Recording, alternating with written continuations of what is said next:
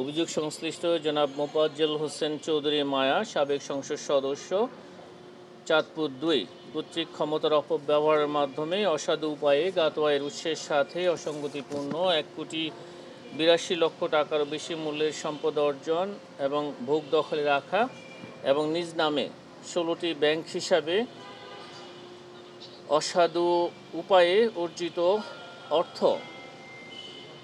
২৫৫,২৫,০০,০০০ টাকার বেশি জমা এবং ২৫৫,১২,০০,০০০ টাকারও বেশি অর্থ লেনদেন করে অস্বাভাবিক ও সন্দেহজনক লেনদেনের মাধ্যমে মানি লন্ডারিংয়ের অপরাধ সংগঠিত করায় তার বিরুদ্ধে দুর্নীতি দমন কমিশন আইন ২০০৪, দুর্নীতি প্রতিরোধ আইন ১৯৪৭ এবং মানি লন্ডারিং প্রতিরোধ আইন ২০১২ সংশ্লিষ্ট ধারায় একটি মামলা রুজুর সিদ্ধান্ত গৃহীত হয়েছে। অভিযোগ সংশ্লিষ্ট জনাব পারভীন চৌধুরী পারস্পরিক যোগসাজশে অসৎ উদ্দেশ্যে নিঃস্বার্থে আর্থিকভাবে লাভবান হওয়ার জন্য তার স্বামী জনাব মোফাজ্জল হোসেন চৌধুরী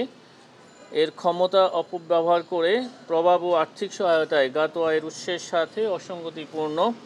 ৮,৬,০০,০০০ টাকারও বেশি মূল্যের স্থাবর অস্থাবর সম্পদ অর্জন পূর্বক ভোগ দখলে রাখা এবং নিজ নামে ৩৬টি ব্যাংক হিসাবে অস্বাভাবিক এবং সন্দেহজনকভাবে ১১১,৭৪,০০,০০০ টাকারও বেশি জমা এবং সমপরিমাণ অর্থ উত্তোলন পূর্বক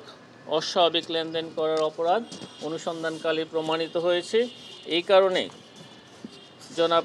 পারভীন চৌধুরী, স্বামী মোফাজ্জল হোসেন চৌধুরী মায়া এবং তার স্বামী জনাব মোফাজ্জল হোসেন চৌধুরী মায়া উভয়ের বিরুদ্ধে দুর্নীতি দমন কমিশন আইন ২০০৪, মানি লন্ডারিং প্রতিরোধ আইন ২০১২ এবং